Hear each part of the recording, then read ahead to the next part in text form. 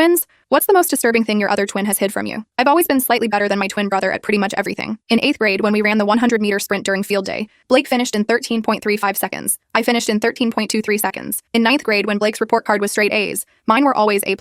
And when we applied to colleges, Blake got into the University of Michigan. I got into the University of California, Berkeley. It wasn't like I was doing it on purpose. Heck, sometimes I would even try to perform worse than usual just so he could let go of his resentment. But it never worked. So by the time we left for college, he pretty much hated me. I could tell because he always hung up my phone calls, ignored my texts, and blocked me on social media. I never blamed him for it though. So whenever we both came home for the holidays, I tried to shower him with gifts I knew he needed, and girl advice. Usually he just ignored me or gave me the cold shoulder, until one day, when he finally caved. It was the day before Thanksgiving, and we were all sitting in the living room when Blake barged in with a huge smirk plastered on his face. "Guys, come into the kitchen. I made something for us all." We followed him, and proceeded to eat the most delicious chicken Alfredo we ever tasted. I literally almost cried, it was so good. "Bet you couldn't make this, huh, Noah?" he asked me. "Absolutely not," I exclaimed. "This is the best thing I've ever tasted." That same day, Blake unblocked me on everything and even followed me on Instagram. He had finally found something he was better than me at, and I was relieved. The rest of Thanksgiving was amazing, and when I got back to my dorm, I was so inspired by Blake that I started cooking more extravagant dishes. Nothing crazy, just followed a few recipes here and there. After a few months, I felt pretty confident in my cooking, and I knew that there was no way I could be better than Blake, so I felt secure in calling him. "Oh, so you think you're that good? You should join this competition when you come home for Easter. We'll see who's good." He then hung up. Well, I somehow mistook his overly sharp and harsh tone for playfulness,